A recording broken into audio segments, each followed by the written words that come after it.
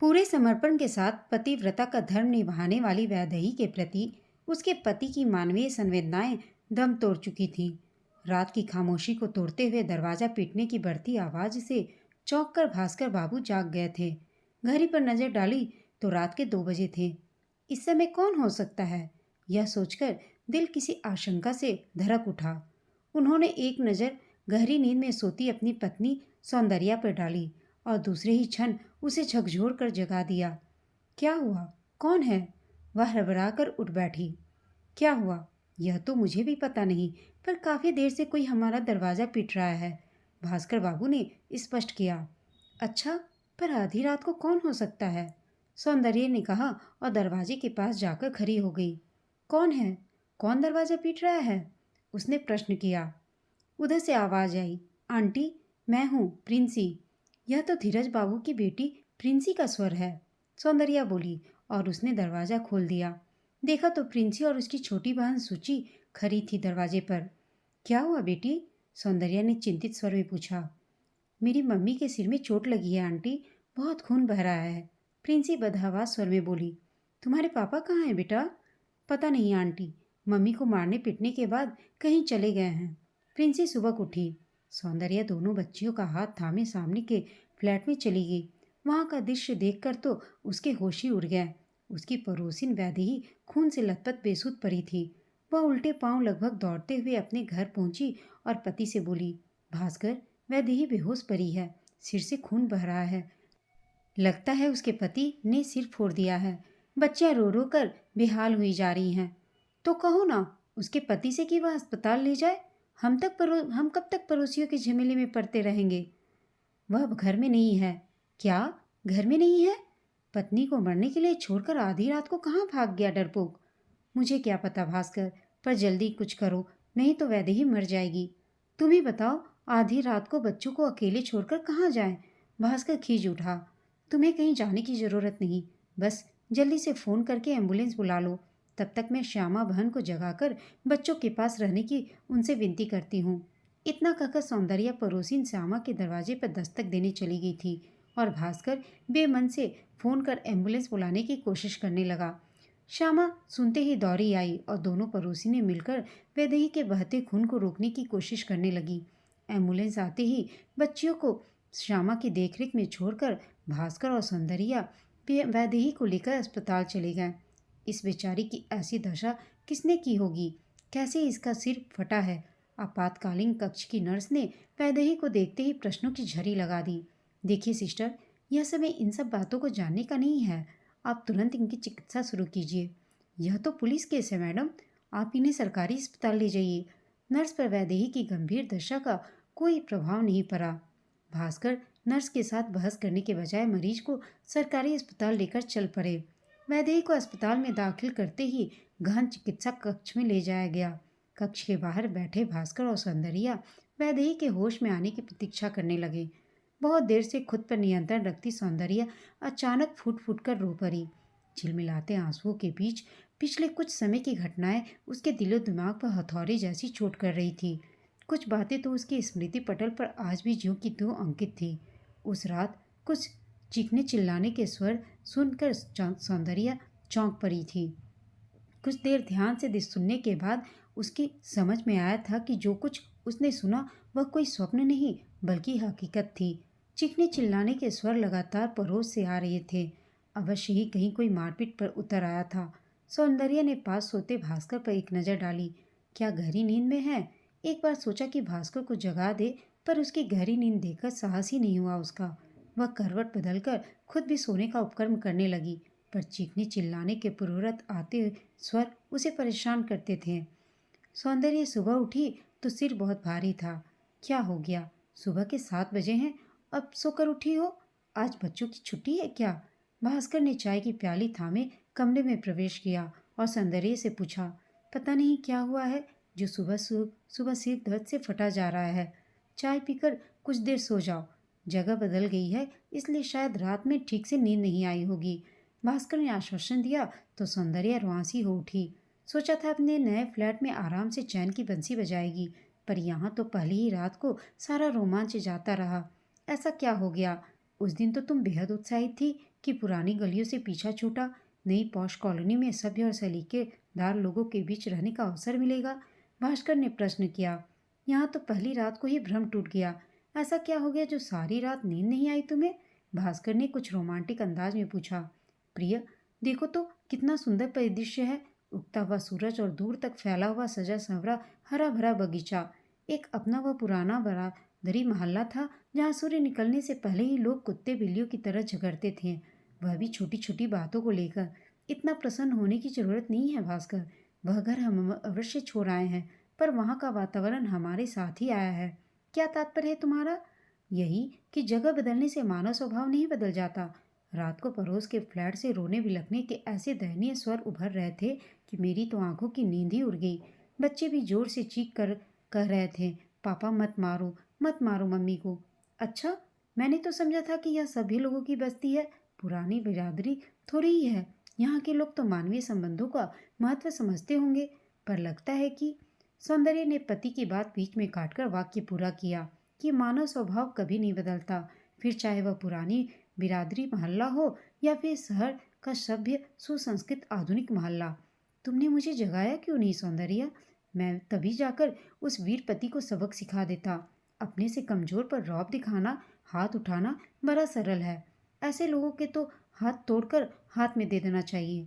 देखो, बरादरी की बात अलग है। यहाँ हम नए आए हैं, हम क्यों व्यर्थ की दूसरों के फटे में पांव डालें? सौंदर्या ने भास्कर को सलाह दी। यही तो बुराई है हम भारतीयों में सौंदर्या।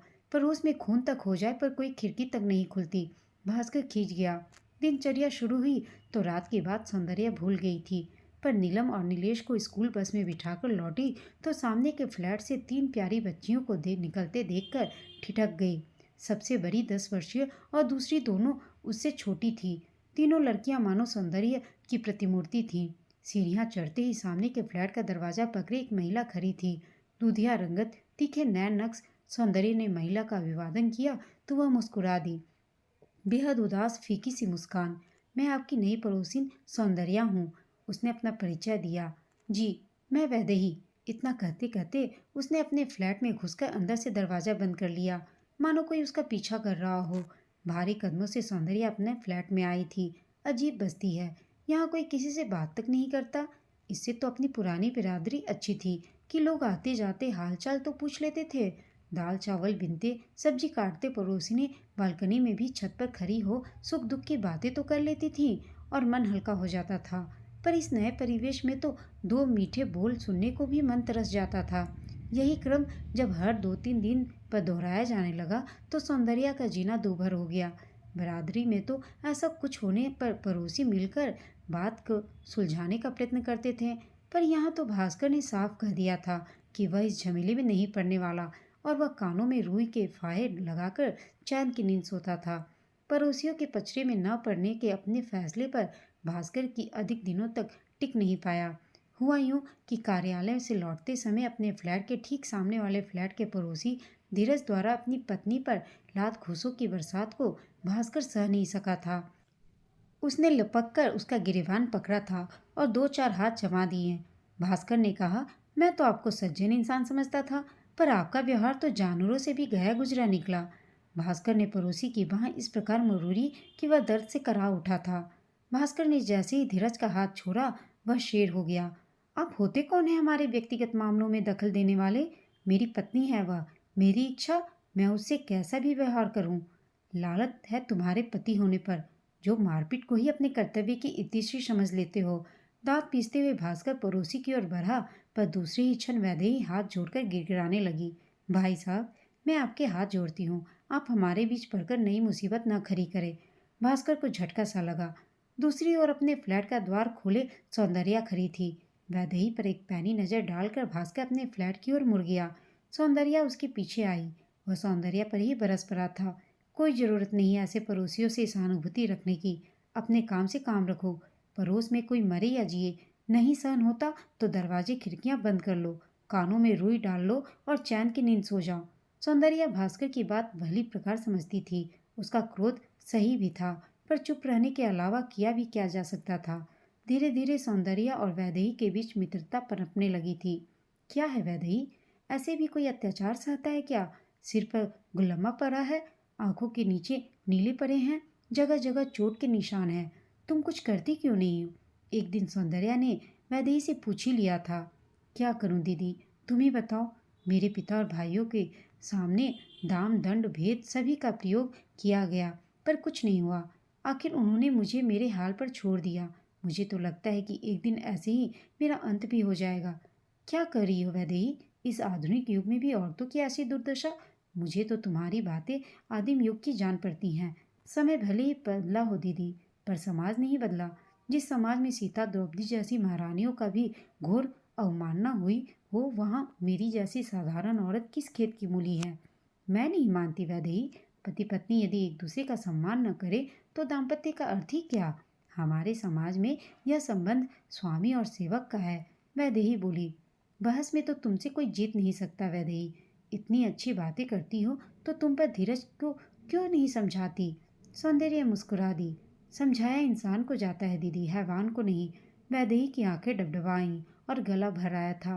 सौंदर्या गहन चिकित्सा कक्ष के बाहर बेंच पर बैठी थी कि चौंक कर उठ खड़ी हुई। अचानक ही वर्तमान में लौट आई। वह मरीज को होश आ गया है। सामने खड़ी नर्स कह रही थी, आप चाहें तो मरीज से मिल सकती हैं। सौंदर्य को देखते ही वैदेही की आंखों से आंसुओं की धारा बह निकली। मैं घर चलता हूँ, कल काम पर भी आ जाना है मुझे, भास्कर ने कहा। भाई साहब, अब भी नाराज हैं क्या? कोई भूल हो गई हो तो क्षमा कर दीजिए इस अभागिन को। वैदेही का स्वर बेहद धीमा था, मानो कहीं दूर से आ रहा हो। गांधीनगर में मेरी बहन रहती है, उसे आप फ़ोन कर दीजिए। इतना कहकर वैदेही ने फ़ोन नंबर दिया, पर वह चिंतित थी कि ना जाने कब तक अस्पताल में रहना पड़ेगा। भास्कर घर पहुंचा तो धीरज वापस आ चुका था। उसे देखकर बाहर निकल आया। वैदेही कहाँ है? उसने प्रश्न किया। कौन वैदेही? मैं किसी वैदेही को नहीं जानता। भास्कर तीखे स्वर में बोला। देखो, सीधे से बता दो, नहीं तो मैं पुलिस को सूचित करूंगा। धीरज ने धमकी दी।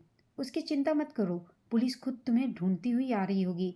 वैसे तुम्हारी पतिव्रता पत्नी तो तुम्हारे विरोध में कुछ कहेगी नहीं, पर हम तुम्हें छोड़ेंगे नहीं। भास्कर का क्रोध हर पल बढ़ता जा रहा था।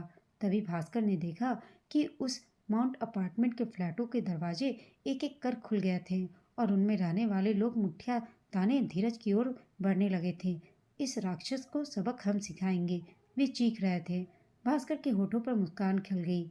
इस सभ्य सुसंस्कृत लोगों की बस्ती में भी मानवीय संवेदना अभी पूरी तरह मरी नहीं है। उसे वैदेही और उसकी बच्चियों के भविष्य के लिए आशा की नई किरण नजर आई।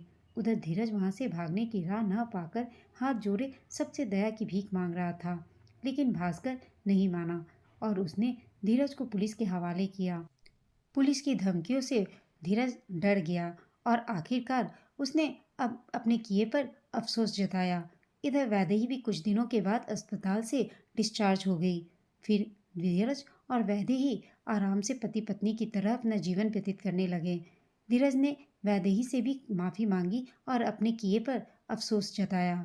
दोस्तों, आपको यह कहानी कैसी लगी कमेंट करके बताइएगा। साथ ही कहानी अच्छी लगी हो तो इसे लाइक शेयर और चैनल को सब्सक्राइब अवश्य कीजिएगा। कहानी सुनने के लिए आप सबका धन्यवाद।